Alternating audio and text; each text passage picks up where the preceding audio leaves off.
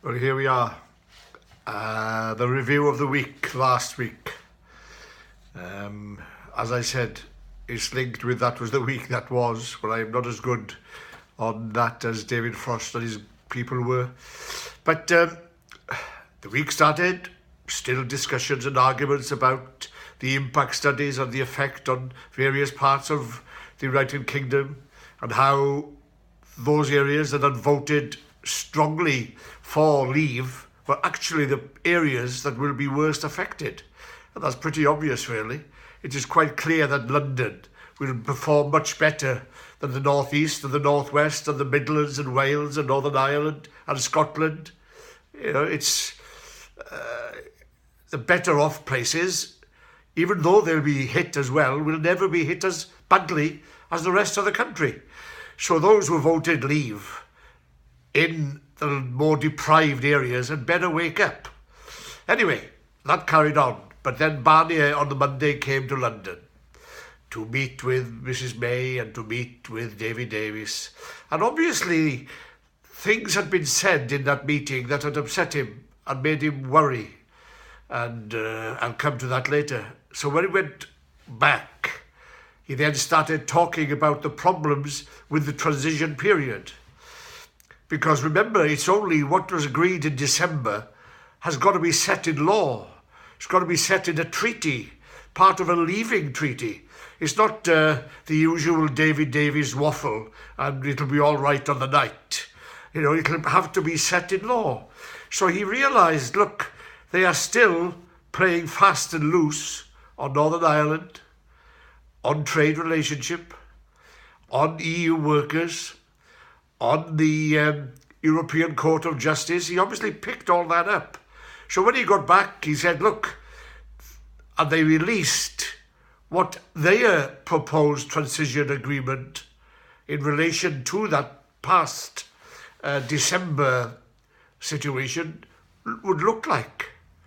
And in it was a section that said if the UK doesn't carry out the agreement as set out, they would take additional steps. David Davis regarded that as a threat. And he said, how discourteous. It's this issue of, look, leave us alone. We are leaving, but we still want you to help us out.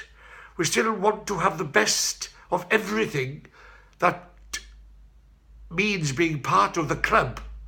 We still all that, but we also want to leave because we made a promise, you see, to the Brexiteers, to Mog and his crowd and to others that we will have our controls back, we will have our borders back, we will have our sovereignty.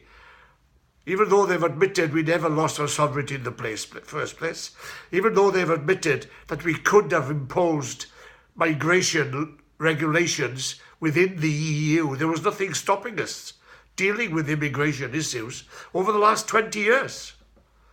But anyway, Barnier was being discourteous. On the Tuesday, light relief of a kind, Mrs May with a great speech about harassment and all what was going on in the social media and how it needs to be stopped. I agree, 100%. There's only one question to ask Mrs May. When she made those remarks saying it's about time, such comments and harassment and outrageous behaviour on social media and in the press, first of all, she never mentioned the press. Never said a word about the tabloids. Never said a word about what happened when Britain First on the Tuesday made an outrageous threat against all those who were attacking Mog. Not a word, not a word. And by the way, where was she when the judges were called enemies of the people? Where was she when the MPs who voted against Article 50 were called traitors? Where is she now when people are still called traitors, still called enemies? Anyway, that's an aside. But clearly she was hoping to gain the moral high ground. Well, it didn't work, did it?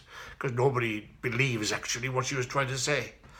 As on so many other things, quite frankly. So, Tuesday and the Wednesday, or was it the Wednesday and the Thursday? 2 cabinet meetings. to settle once and for all where we are, what's going to be the stance on Northern Ireland and the border and the trade relationship. End result? Nothing. No agreement, not a word.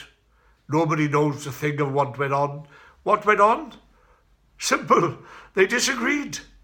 They are seriously divided on the issue of Brexit, on the issue of the customs union, the single market, the trading relationship. They're seriously divided. It's a party that's doomed on the issue. So they've kicked it into the long grass.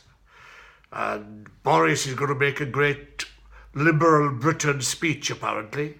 Well, if anybody believes Boris, after the bus and after everything he said during the referendum, if anybody's going to take Boris seriously, well, they've got... it ain't going to work, is it? And then so is David Davis going to make a speech. And Liam Fox, the man of easy trade deals, they are going to make speeches clarifying the situation over the next month. It's 20 months since the referendum. It's almost a year since Article 50.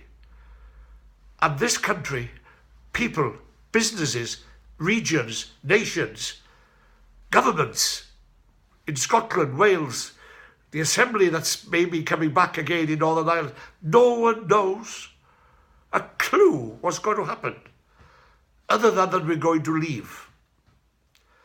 Now, on the Wednesday, there was Prime Minister's questions. And this is another serious problem that I will address in some of my future videos. The problems of Labour. How could it be that in such a period of confusion, where the government has been on the rails on the impact reports the week before, now, from what Barnier is saying, and the cabinet failure to come to agreements, how can it be that Corbyn never asked a question about it? Never. He's almost as if he's afraid to touch the issue of Brexit. He too is divided. He too is caught within his old erstwhile antipathy towards Europe, and a party membership, party voters strongly in favour of A, remaining, and B, certainly being in the single market and the customs union. But there we go. He let it go. But he won't be able to avoid that for much longer. On the Thursday, the Japan ambassador came here, and on the steps of Downing Street said, look, if we're outside the single market and the customs union, the 1,000 companies we have in Britain, they could well be in trouble. And don't expect us, in simple terms, what he said was, don't expect those companies to stay in Britain unprofitable, not trading as they should. If you're outside the single market and the customs union, don't expect them to stay here. And we all should remember, and we in Wales should certainly remember, the Japanese companies came here in the 70s even, and the 80s, not because they just loved coming to Wales or to Britain. We were the doorway, we were the gateway to Europe. Close the gate and there will be problems. But it wasn't just the Japanese. We had the food and drink industry. Warning, has the government thought of the fact that 30% of our food comes from Europe? 30%. 86% of our fruit, 40% of our vegetables from Europe. Have we started giving consideration to what is likely? Then the Farmers' Union said food and vegetables rotted in August and September because there were about 4,000 or 5,000 fewer EU workers, seasonal workers, that did not come to help to collect the fruit and vegetables, and it rotted. You know, the story is endless. So, After that, we were told the immigration system is now not in confusion. It probably is in confusion. There's going to be a paper, apparently, about what the new immigration system is going to be. They've decided that's going to be deferred. Why? Because they know if we are too harsh with our immigration laws, it will impact on our economy. It will impact on trade. It will impact on workers in the public sector, hospitals, health and social care, you name it, everywhere. It will impact on them. And in fact, a study linked with that leak study of some 10, 12 days ago has indicated that even with new trade deals with America, India, that won't be enough to cover the damage that will be done to our industries and to our trade if we don't get the right supply of migrant workers. So they're shelving that policy for the moment, and it'll appear sometime. I have an awful feeling that a lot of things are going to appear way too late. Way too late. That is why I said last time transition will be more than 2 years. This ain't going to be solved as quickly as that. And then on the Friday, there had been 2 or 3 days of technical talks in Brussels. And there was going to be a summing up on the Friday. Mr. Davies never turned up. He created some excuse that he had other meetings, other things had cropped up. What possibly could have cropped up of far more importance to him as the Brexit secretary? What cropped up was, after the 2 cabinet meetings, they were so divided, so uncertain, not a clue what was going to happen, not a clue what the line was going to be. The best thing to do was not to go to Brussels and talk with Barnier. Barnier obviously smelt a rat. And he came out very strongly, didn't he? And he said, look, if you don't clarify your situation soon, there might not be a transition period. It's not a given, he said. It's not automatic. You can play your games, but you're not going to play your games with the EU. And that's been clear from the beginning. Those of us who know serious things about serious politics, who's in the driving seat? It's Brussels, the EU 27. Who's going to be in the driving seat, say, after we leave, in terms of trade deals with China and India and Brazil and America? Countries of hundreds of millions of population to our 6. Who's going to be in the driving seat? The answer is clear. It's not going to be Britain, is it? It's not going to be this government.